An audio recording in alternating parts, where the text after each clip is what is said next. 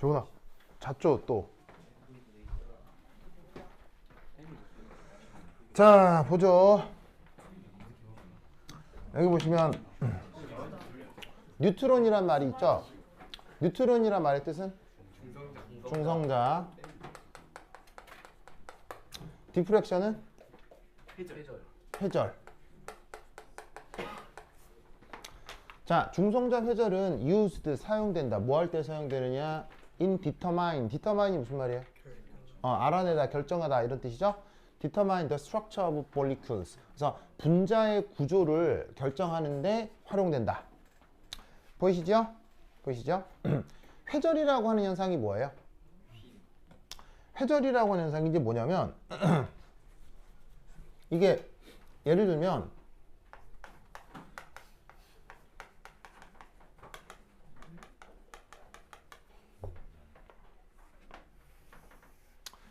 여기에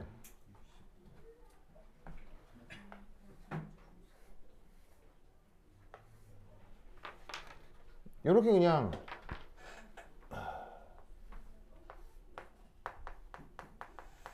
물을 이런 식으로 한 바가지 부어버리면 나중에 어떻게 돼? 물이 여기 이제 물이 이렇게 닿아가지고는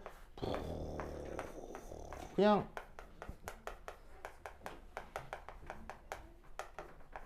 사방팔방 다 튀겠죠? 맞나요? 맞아 아니에요? 맞죠? 그런데 아주 놀랍게도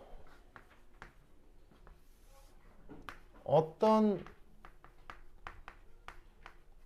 뭐 물체에, 그게 꼭 분자가 아니더라도 어떤 물체에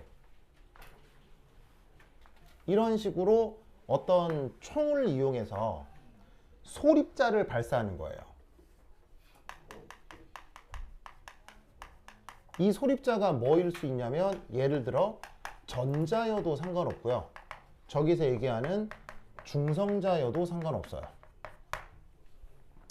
그러면 원칙적으로는 뭔가 입자 같은 걸 던졌잖아요.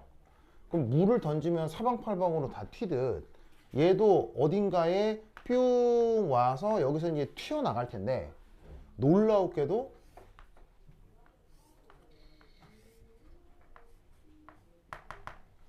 얘가 검출기라 할 때 재밌는 건 검출기 위치에 따라 튕겨나오는 입자 분포가 달라지는 거예요. 그러니까 무슨 말이냐면 예를 들어서 이런 판에다가 물을 확 부어요.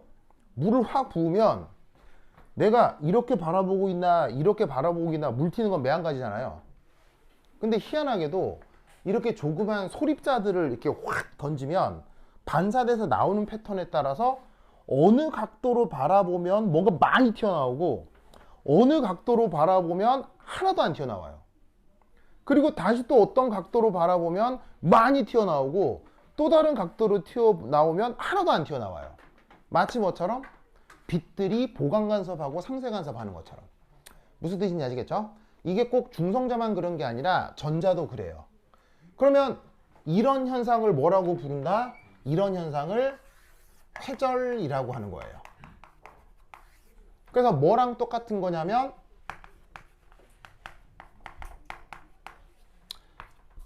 빛의 보강 상쇄 간섭 현상이랑 아주 비슷한 패턴으로 나타나는 거예요. 알겠죠? 그래서 이 디프렉션이라고 하는 현상은 바로 입자의 파동성을 보여주는 아주 중요한 현상 중에 하나입니다. 됐죠? 그래서 왜냐하면 뉴트론이라고 하는 건 기본적으로 우리가 에너지로 인식해요? 입자로 인식해요? 뉴트론은 입자잖아요. 입자인데 보강간섭, 상쇄간섭을 하는 거예요. 적어도 이 디텍터 앞에서는. 무슨 말이겠죠? 그래서 저 디프렉션이란 현상이 뉴트론이나 일렉트론 같은 것들에서 나타나는데 그것으로부터 우리는 입자도 파동성을 갖게 되는구나 라고 말을 만들어 붙이게 된다 이런 얘기죠. 알겠죠? 그래서 그 말이 이 두 단어에 나와 있는데 아까도 말씀드렸지만 뜻을 몰라도 이 문제 푸는데 지장이 있다 없다? 전혀 지장 없어요. 무슨 말이겠어요? 자, 그럼 이제 요거를 인식한다고 치고 이제 밑에 거 한번 해볼게요. 자, 첫 번째 calculate 뭐 계산하라고요? 드브로이 웨이브랭스. 드브로이 웨이브랭스 이게 우리말로 뭐예요? 바로 물질파를 얘기하는 거예요. 물질파를 계산해 보라는 얘기죠. 뭔말 알겠죠? 자, 그럼 물질파 어떻게 계산하는 거냐? 자, 첫 번째 자, 여러분 얘기했지만 아까 광량자 에너지 표현이 어떻게 된다고 했어요? hν 램다분의 hc 그리고 pc 이렇게 된다고 했죠? 기억나오? 그럼 여기에서 아주 중요한 관계가 빛의 운동량이 이렇게 표현된다. 보이시죠? 자, 그럼 여기서 우리는 짜잔 이렇게 표현할 수 있겠네. 맞습니까? 이 둘 관계에서. 그래서 여기서 영감을 받아가지고 입자의 물질파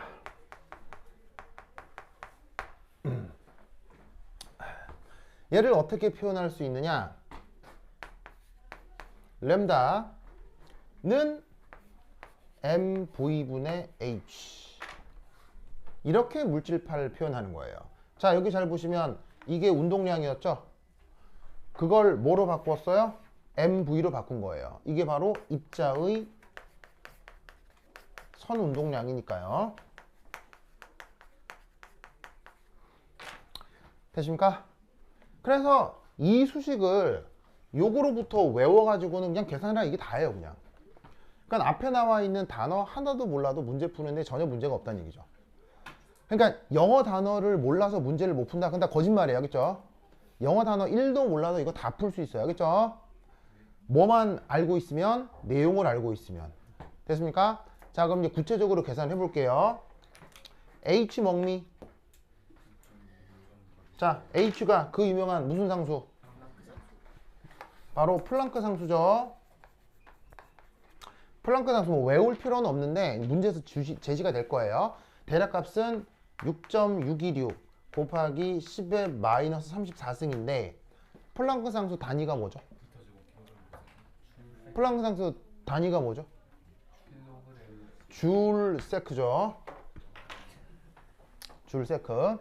그래서 플랑크 상수의 단위 숫자도 중요하지만 플랑크 상수의 이 단위 숫자보다 단위가 훨씬 중요하다. 그렇죠? 꼭 기억하시고. 그 다음 나누기. 자, m이 뭐예요? m이 질량이잖아요. 질량인데 지금 관여하는 입자가 중성자잖아요. 그래서 문제에 중성자 질량이 나와 있어요. 그죠? 그래서 중성자 질량이 이렇게 제시되어 있으니까 이 질량을 그대로 가져다 쓰면 되지. 그지? 그럼 이 질량 자리에다가 뭘 넣으라고요? 1.675 곱하기 10의 마이너스 24승. 그리고 단위가 그램. 그죠? 그램. 됐죠? 됐죠? 자, 그런데 이때 그램이라고 쓰면 큰일 나요. 어떻게 바꿔야 하죠? 얘를 킬로그램으로 바꾸셔야 돼요. 그렇죠? 킬로로 바꿨다면 여기다가 뭘 곱해야 등호가 성립할까요? 곱하기 10의 마이너스 3승을 추가로 곱해줘야 킬로를 곱했을 때 요 등호가 그대로 성립하겠죠. 문제의 질량이 그램으로 나와 있어도 물리학적 계산을 할 때는 그램을 써야 돼요? 킬로그램을 써야 돼요? 킬로그램을 써야 되죠. 그래서 이 자리에다가 킬로로 바꾸고 10안에 3승 넣으시고 그 다음 곱하기 V가 뭐예요? V가 뭐예요? 속력이잖아요. 속력. 근데 그 속력이 얼마라고 돼 있어요? 빛의 속력이 몇 프로? 1%. 그럼 1%면 숫자로 바꾸면 뭐예요? 0.01이죠? 됐습니까?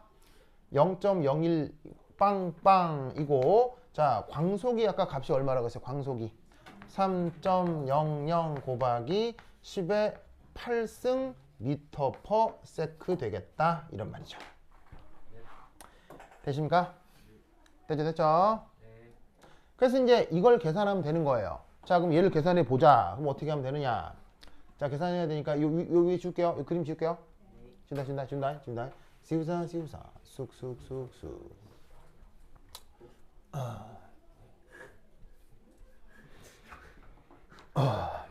자, 그러면 얘네들을 계산해요. 자, 계산하면 여기에 있는 요 숫자 요거 보이죠? 그 다음에 요 숫자 10의 마이너스 3승까지 포함해서 요거 있죠? 그 다음에 0.01빵빵에 3 곱하기 10의 8승까지 쟤네들을 쭈루룩 곱해요. 그죠?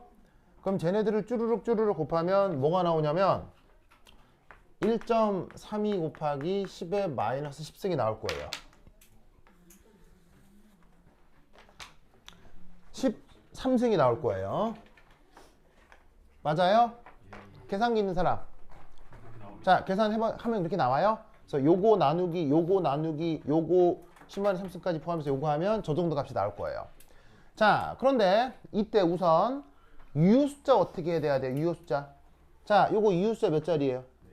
4자리죠? 요거 유효 숫자 몇 자리예요? 4자리죠? 요거 유효 숫자 몇 자리예요? 3자리죠? 요거 유효 숫자 몇 자리예요?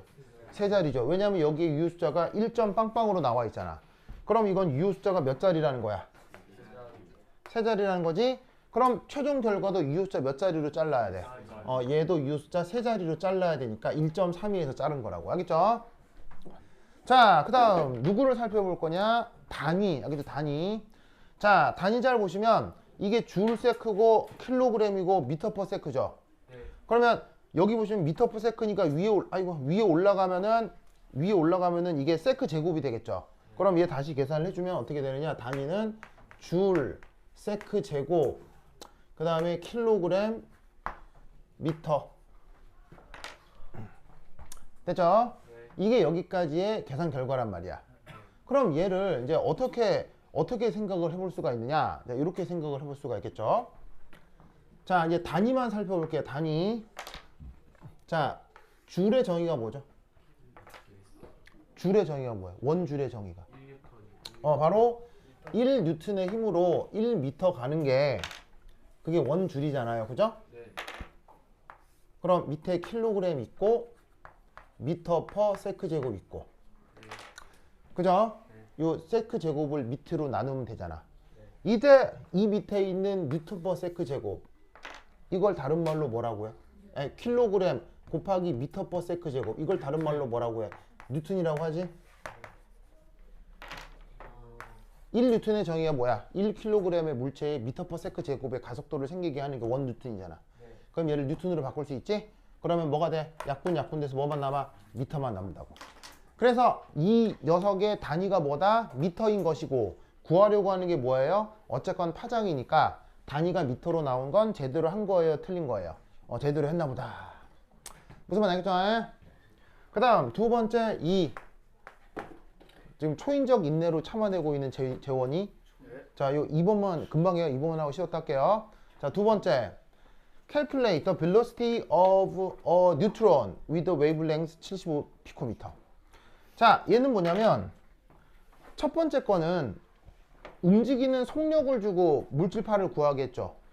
두 번째 거는 물질파를 준 거예요. 물질파를 주고 그래서 얼마나 빠르냐. 알겠죠? 그거를 묻는 겁니다. 그러면 어떻게 하라는 얘기예요? 이걸 그냥 그대로 활용하라는 얘기죠. 그럼 두 번째는 뭘 이용해서? V는 M 램다 분의 H. 됐죠? 자, 그러면 플랑크 상수는 6.626 10의 마이너스 34승 줄 세크고 질량 얼마라고 했어? 질량 여기 있죠? 1.675 곱하기 10의 마이너스 27승 킬로그램이 질량이죠. 그때 여기에 있는 웨이블랭스가 얼마라고 했어요? 75라고 했죠. 그럼 곱하기 75 한 다음 이때 여기에 어떤 말이 있냐면 P란 뜻이 있죠. P란 말이 있죠. 읽을 때는 피코라고 읽고 뜻은 뭐예요? 10의 마이너스 12승입니다. 그러면 저 자리에다가 10의 마이너스 12승 넣고 미터. 됐죠? 네. 그래서 얘를 열심히 계산을 하면 아마 여기 있는 숫자가 숫자가 얘가 있고 얘가 있고 얘가 있고 요 세 개를 계산하면 되잖아요. 뭐 10의 마이너스 12승까지 다 포함해서. 그럼 열심히 계산하면 여러분 값 뭐가 나와요? 해보세요. 얼마 나와요? 계산기로 빨리 해보세요. 요거 하면 계산하면 뭐 나와요? 해보세요.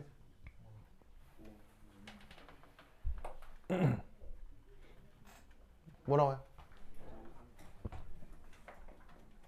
원영아 뭐라고요?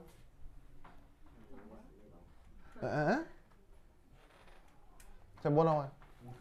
5.2. 요거 계산하면 뭐 나와요? 바로 봐. 5점 얼마? 2, 7 곱하기 10의 3승이 나올 거예요.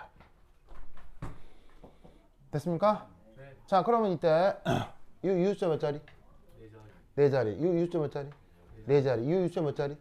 2자리. 그럼 이거 어떻게 표현해야 돼요? 2자리로 표현해야 되죠. 알겠죠? 그러면 계산은 5.27로 나왔을 거예요.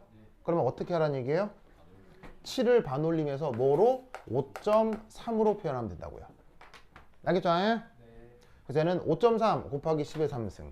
됐죠? 네. 자, 그러면 단위가 어떤 게 남아있느냐? 여기 보시면은 줄세크, 킬로그램, 미터 이런 게 남아있죠? 네. 그럼 이때 줄, 세크, 킬로그램, 미터인데 역시나 위에서 얘기했던 관계 넣어주시면 얘가 고스란히 또 뭐로 바뀔 거다?